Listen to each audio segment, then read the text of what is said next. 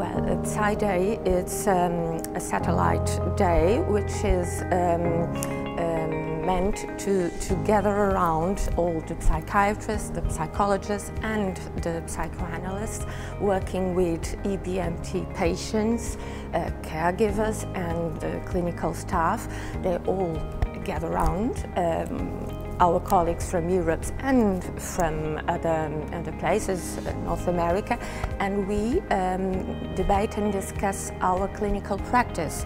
How can we improve our practice, what we really do, and discuss this. It was a great opportunity to talk about quality of life of transplant survivors. So the population of survivors is increasing worldwide. However, the mortality and the morbidity associated with transplant is still very significant.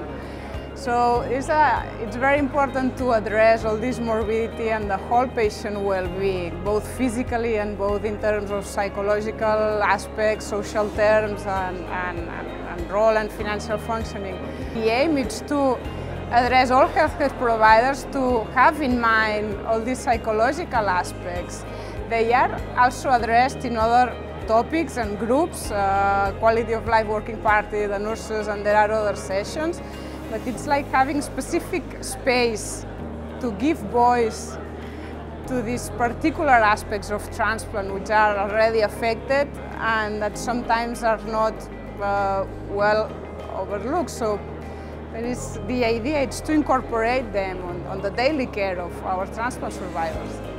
We think, and we are very pleased that the EBMT organization thinks about the psychosocial support to these patients and caregivers. Once we cannot think about the overall outcome and the success of this treatment only based on the medical treatment.